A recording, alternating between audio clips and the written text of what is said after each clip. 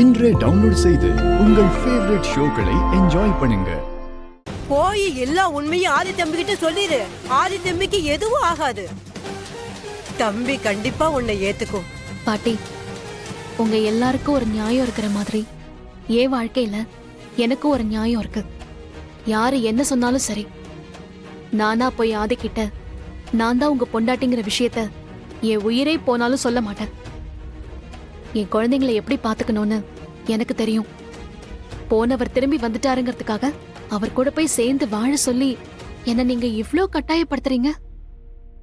நான் அவரை திரும்பவும் பார்க்கவே இல்லைன்னு நினைச்சுக்க போறேன். நீங்க சொல்ற மாதிரி ஆதிக்கிட்ட போய் நான் பேசினா நான் தோத்துட்டேன்னு தானே அர்த்தம். நான் வேண்டான்னு என் ஞாபகத்தை அழிச்சிட்டு போன ஒருத்தருக்கு என்னை எப்படி நான் யாருன்னு புரிய வைக்க முடியும்? ஏற்கனவே நான் என் வாழ்க்கையில 2 முறை தோத்து போயிட்டேன்.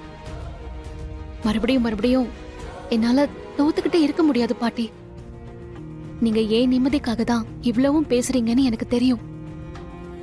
ஆனா உங்ககிட்ட நான் இப்படி பேசுறதுக்காக மன்னிப்பு கேட்டுக்கிறேன் பாட்டி. தயவு செஞ்சு என்னை இன்னொரு தடவை ஆதிக்கிட்ட போய் மன்னிப்பு கேட்க சொல்லி கேட்காதீங்க ப்ளீஸ். சபாஷ், இது போதும். உடனே மீனா கிட்ட போய் இந்த வீடியோவை காட்டி இந்த வீட்டை ஒரு கலவர பூமியா மாத்த போறேன். திலகாவா கொக்கானா. Ready set go. மாப்பிள, என்ன விஷயம் சொல்லுங்க. அம்மாவும் பொண்ணும் சேர்ந்து வந்திருக்கீங்க. மாப்பிள, இந்த வீட்ல நிறைய விஷயம் தப்பு தப்பா நடக்குது. நானும் அந்த மீனா கிட்ட எத்தனையோ தடவை சொல்லிட்டேன். ஆனா அவ என்னடானா உங்களுக்கு பயந்துகிட்டு இத பத்தி பேசவே வேணான்னு வாய அடக்குறா. இத பாருங்க, நானும் உங்ககிட்டயும் மித்ரா கிட்டயும் சொன்னேன். நீங்க அந்த பெரிய விஷயமாவே எடுத்துக்க மாட்டேங்கிறீங்க. அதனாலதான் ஆதாரத்தோட உங்ககிட்ட பேசுறதுக்காக இந்த வீட்டையே சுத்தி வந்துகிட்டு இருந்தேன். இன்னைக்கு நானே எதிர்பார்க்காத மாதிரி ஒரு வீடியோ ப்ரூஃப் கிடைச்சிருக்கு. அத உங்ககிட்ட காமிக்கலான்னு தான் மீனாவே கூட்டிட்டு வந்திருக்கேன். இதுல இந்த வீட்ல என்னென்ன முள்ள மாதிரித்தனம் நடக்குது, யாரு யாரை ஏமாத்திட்டு இருக்காங்கன்னு எல்லாமே இருக்கு. இத பாத்தீங்கன்னா உங்களுக்கு எல்லாமே தெரிஞ்சிடும். அப்படி அந்த வீடியோல என்ன இருக்கு? இந்தாங்க, அந்த வீடியோ இந்த போன்ல தான் இருக்கு. நீங்களே பாருங்க. கேலரியில ஃபர்ஸ்ட் வீடியோ.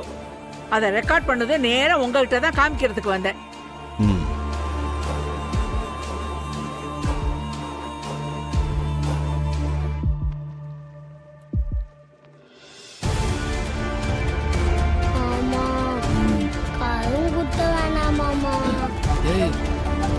காது குத்துற ஃபங்க்ஷன் தான்டா.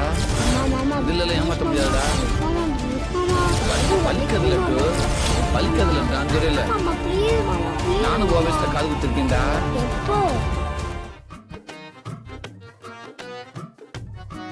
பாட்டியோட குரல் சூர்யாவோட குரல் மாதிரி இல்ல இருக்கு. ஒன்னும் புரியலையே. மாப்பிள, அத கொடுங்க இங்க.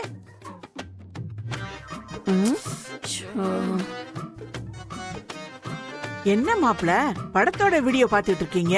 என்ன கேட்டா? நீங்க தானே கேலரியில இருக்கிற ஃபர்ஸ்ட் வீடியோ பார்க்க சொன்னீங்க. அதுல படத்தோட வீடியோ தான் இருக்கு. படைப்பா வீடியோ இருக்கா?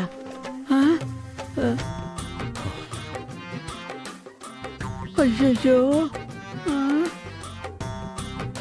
ஐயோ, என்ன மாய மந்திரம் தெரியலையே.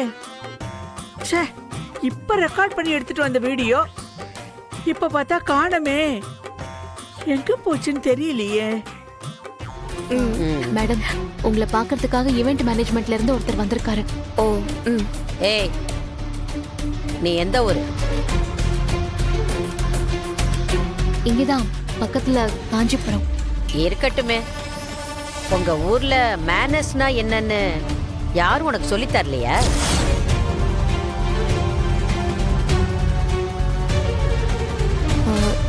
இல்ல மேடம், புரியல. நான் என்ன பண்ண? பண்றதையெல்லாம் பண்ணிட்டு கேள்வி கேட்டா புரியலேன்னு சொல்லி தப்பிக்கலான்னு பாத்தியா? நாங்க எங்க ஃபேமிலியோட உட்காந்து ஒரு முக்கியமான விஷயத்தை பத்தி டிஸ்கஸ் பண்ணிக்கிட்டு இருக்கோம்.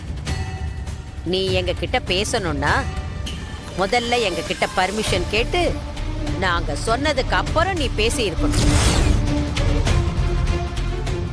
அதை விட்டுட்டு நீ பாட்டுக்கு வந்து மித்ராவை பார்த்து ஏதோ உன்கிட்ட அவ வேலை செய்யற மாதிரி நீ பாட்டுக்கு ஏதோ விஷயத்த சொல்லிட்டு போற. ஆமா, எங்களை எல்லாம் பார்த்தா உனக்கு எப்படி இருக்கு? ஹலோ, பாட்டி உங்ககிட்ட தானே கேட்டாங்க. இப்படி பதில் பேசாம பப்பரப்பான்னு பார்த்தா என்ன அர்த்தம்? வாயை திறந்து பதில் சொன்னா முத்து உதிர்ந்துருமா? சொல்லு. நான் எப்பவுமே இந்த வீட்ல இப்படிதான் சகஜமா தான் இருப்பேன். அதனால்தான் சகஜமா அவங்க வந்திருக்கிறத சொல்லிட்டு போலான்னு வந்து சொன்னேன். இனிமே இப்படி இருக்க மாட்டேன். இந்த ஒரு தடவை என்ன மன்னிச்சிருங்க. இங்க பார், இனிமே இங்க அப்படி சகஜமாலாம் இருக்க முடியாது. அப்படி இருக்கிறதுக்கு இது உன் வீடு கிடையாது. நீ இந்த வீட்டுக்கு ஒரு சாதாரண வேலைக்காரி. அது எப்பவும் உன் ஞாபகத்துல இருக்கணும். அதை விட்டுட்டு அப்படியே இந்த வீட்டு எஜமானி மாதிரி நடந்துக்க கூடாது. மித்ரா, இதெல்லாம் என்ன மாதிரி பழக்க வழக்கம்? இந்த ஹேபிட் எல்லாம் நல்லதே கிடையாது. அவ பாட்டுக்கு உள்ள வந்து என்னமோ சகஜமா சொல்லிக்கிட்டு இருக்கா. இந்த வீட்ல வேலை செய்யறவங்க இப்படி இருக்கிறதுக்கு நாம அலோ பண்ணக்கூடாதுன்னு உனக்கு தெரியாதா? அவ பாட்டுக்கு உள்ள வந்து அவ இஷ்டத்துக்கு பேசிக்கிட்டு இருக்கா.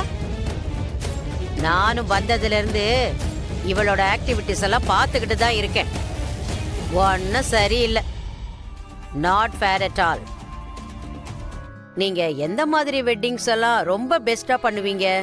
மேடம், எங்களோட team wedding and destination wedding இது ரெண்டுத்துல ரொம்ப ஃபேமஸ் மேடம். ஆஹா, பீச் ரெசார்ட்ல நடக்கிற தீம் வெட்டிங்க்கு நாங்க ஒரு ஃபுல் பேக்கேஜ் கொடுத்துருவோம்.